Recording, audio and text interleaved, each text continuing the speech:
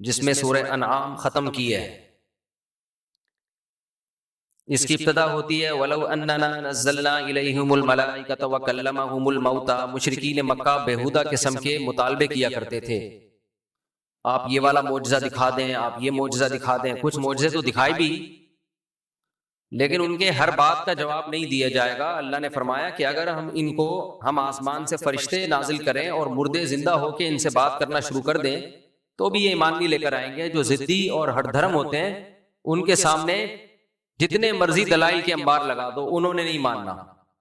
تو اس لیے آپ پریشان نہ ہوا کریں ان کے بیہودہ مطالبوں سے. آپ کا کام ہے دعوت اور تبلیغ کرنا، آپ اپنا پیغام پہنچاتے رہیں.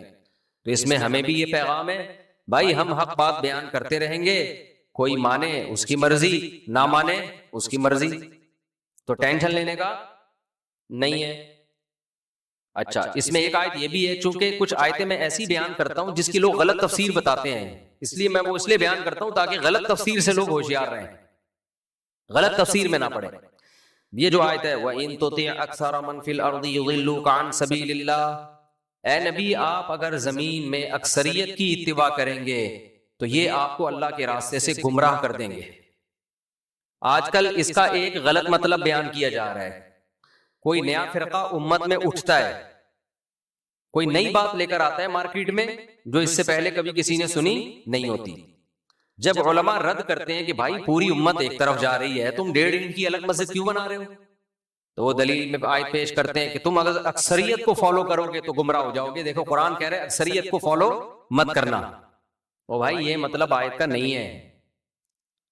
یہ نبی صلی اللہ علیہ وسلم کے دور میں نازل ہوئی جب اکثریت کافروں کی تھی، دنیا شرک اور کفر سے بھری ہوئی تھی.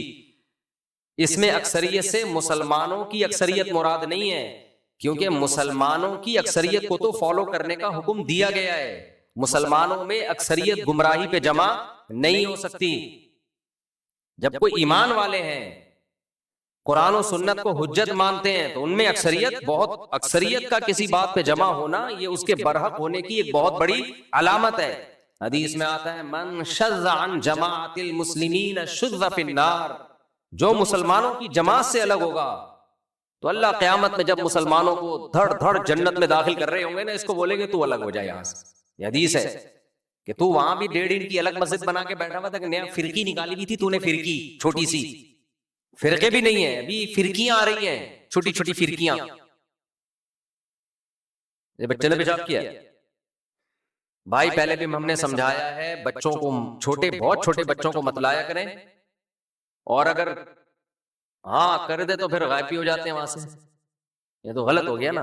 یہاں لکھ کے لگا دیں چھوٹے بچوں کا پیشاب کرنا منع ہے، اور جس بچے نے پیشاب کیا اس کے باپ کو وہ پیشاب صاف کرنا پڑے گا.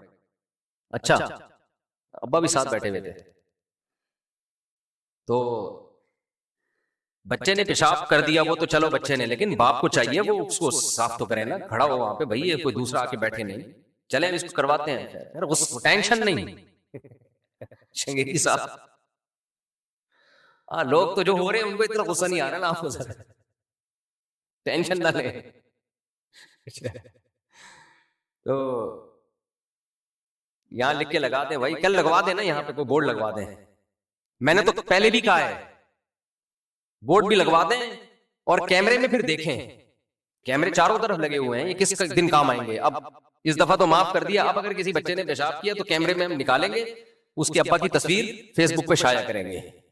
ہاں کہ دیکھو یہ اپنے بچے کو لایا تھا، بچہ پیشاب کر کے نکل لیا یہاں سے، اور یہ ابا بھی پتلی گلی سے نکل لیے. تو یہ حل ہے. تو میں یہ کہہ رہا تھا چھوٹی چھوٹی فرقیاں نکل رہی ہیں، فرقیاں.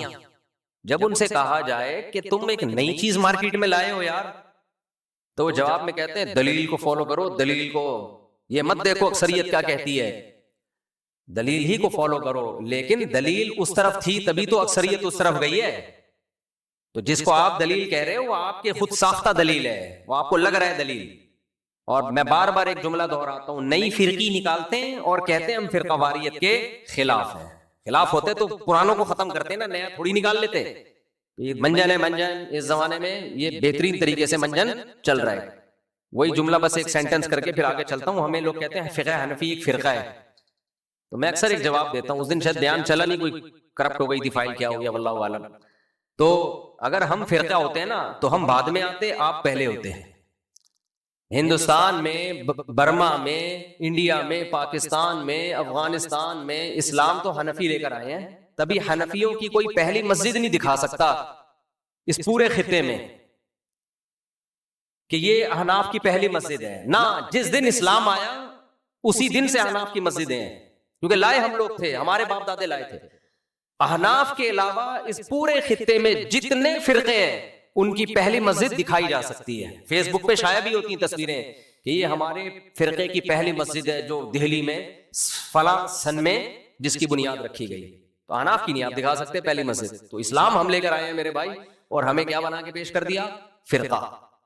ایک بات تو یہ ہو گئی. تو ان تطیع اکثر من فی الارض یضلوک عن سبیل اللہ کا مطلب سمجھ میں آیا کہ اکثریت سے مراد غیر مسلم اور مسلم ملا کے پوری دنیا میں اس وقت جو تھے.